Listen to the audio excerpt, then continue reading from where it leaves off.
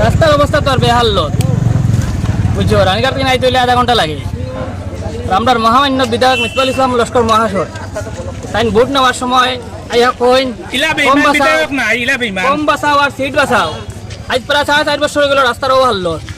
আমি মনে করি আসাম বিধানসভার যে কোনো ব্যর্থ বিধায়ক হয়ে তখন তাইলে মিসবাউল ইসলাম লস্কর মহাশয়। আমি আপনার মাধ্যমে ওটাও দাবি জানাই আর আসাম প্রদেশ কংগ্রেস সভাপতি গৌরব গগৈ মহাশয়রে ভবিষ্যতে যাতে তাদের বড় টিকিট না দেওয়া হয়। গাড়ি অ্যাক্সিডেন্ট দেখতে খুব খারাপ লাগে, গাড়ি অ্যাক্সিডেন্ট দেখিয়া এই যে রাস্তা ঠিক থাকতো তাহলে গাড়ি এখন অ্যাক্সিডেন্ট হয় না, মালিকের ক্ষতিগ্রস্ত হয়েছে।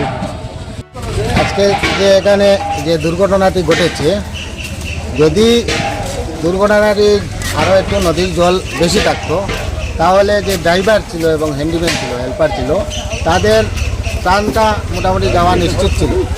আজকের এই যে আমরা যেভাবে ভুক্তভোগী হচ্ছি, যদি এই সিলিন্ডার গাড়ির পরিবর্তে যদি এখানে একটি যাত্রীবাহী গাড়ি থাকতো তাহলে কতজন লোকের মানে প্রাণ চলে যেত।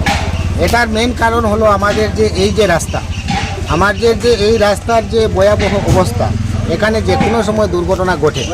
বিগত কয়েকদিন থেকে এই রাস্তা নিয়ে অনেক আন্দোলন চলছে, কিন্তু কারো মানে টনক নড়ছে না।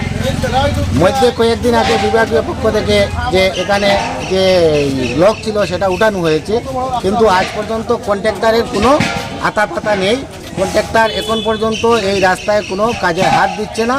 আমি গতকালকে বিভাগীয় এক্সিকিউটিভ ইঞ্জিনিয়ারের সঙ্গে আমি কথা বলেছিলাম, উনি ফোন যুগে কথা হয়েছে, আমি ওনার সাথে দেখা করার কথা বলেছিলাম। উনি আজকে গুয়াহাটিতে চলে যাচ্ছে।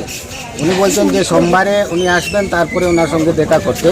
যে উনি বলছেন এখন পর্যন্ত নাকি আমাদের যে মাটি যেটা সয়েল টেস্ট, এখন পর্যন্ত সয়েল টেস্টটাও হয় না। যে কয়েকবার এখান থেকে সয়েল নেওয়া হয়েছে, মাটি নেওয়া হয়েছে টেস্টিংয়ের জন্য।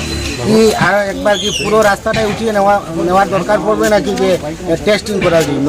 এবং আমি আমাদের বিধায়ক, যে আমাদের ব্যর্থ ও কর্মণ্য বিধায়ক, ওনার মানে এত নির্লজ্জ একজন বিধায়ক, উনি বিগত দিন থেকে উনি মানে এই রাস্তা দিয়ে উনি নিজেই আসা যাওয়া করেন। উনি একদিন আপনার এই অন ক্যামেরায় বলেছিলেন যে বরকলায় তেমন কোনো সমস্যা নেই, যেটা চেঁচিয়ে গিয়ে বিধানসভায় বলতে হবে, শুধু নদী ভাঙ্গন ছাড়া। উনি যখন নিজেই বলে দিয়েছেন নদী ভাঙ্গনের সমস্যা আছে, তাহলে এটা তো নদী ভাঙ্গনই ছিল।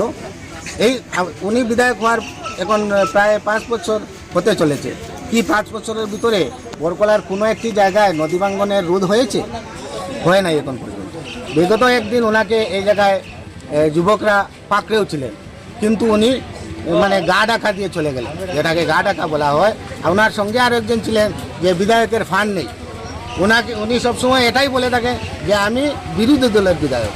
আরে ভাই, বিরোধী দলের বিধায়ক হলে কি কাম করা যায় না? বিরোধী দলের বিধায়কের কি ফান্ড নেই? এই রাস্তাটা কি আপনার চোখে পড়ে না? আপনি যে কোনো একজন কন্ট্রাক্টরকে বলে এই রাস্তার মানে এই সাময়িক সমস্যার সমাধান করতে পারেন না? এরকম আরও এই বিধায়কের আছে। আমি ডিসি মহোদয়ের দৃষ্টি আকর্ষণ করে বলছি যাতে যেন আমাদের এই রাস্তাটি মেরামত করে চলাচলের উপযোগী করার জন্য, এবং আমি এক্সিকিউটিভ ইঞ্জিনিয়ারের সঙ্গে আগামী সোমবার গিয়ে দেখা করব। দেখা করে এই রাস্তার কাজের সমস্যার সমাধান করার চেষ্টা করব। রাস্তা তো বেশিরভাগ অ্যাক্সিডেন্ট হয়েছে রাস্তার কারণে। আজকে আমরা বিগত কমসে কম 60 থেকে 5 বছর থেকে এই রাস্তা নিয়ে প্রতিবাদ করি। আর এই প্রতিবাদ করার আমরা MLA মহোদয় মিসবাউল ইসলাম সাহেব তাই এই রাস্তার দিকে একবারও মায়ার নজরে চাইন না। আমরা তাই বুটের সময় মোটামুটি বুট দিতে সময় মায়ার নজরে চাই না, আর বুট নেওয়ার পরে আর মায়ার নজরে দেন না। একবারটা চাইতাতে এই রাস্তাটা খুব বেশি ভালো হইল। আমরার দিকে একবারও না চাই। আজ গাড়ির মালিকে কান্দের কমসে কম তো তার 5 থেকে 6 লাখ টাকা নষ্ট। আজকে গাড়ি রিকভারি আনের 50 থেকে 60 হাজার টাকা কমসে কম দেওয়া লাগবো। তার গাড়ি আরও ক্ষতিগ্রস্ত হয়েছে, কিন্তু আমরা MLA মহোদয় তাই এই রাস্তার কারণে আজকে এই মালিকর এই দেখাই না আপনি ক্যামেরার মাধ্যমে গাড়িটা কত বড় এটা ক্ষতি হয়েছে।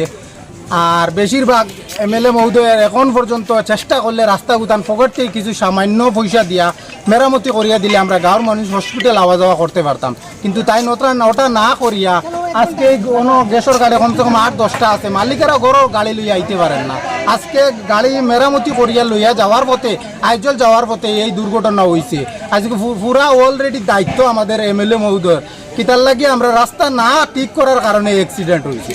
তাই বলি আমার বক্তব্য ওখানেও শেষ করি।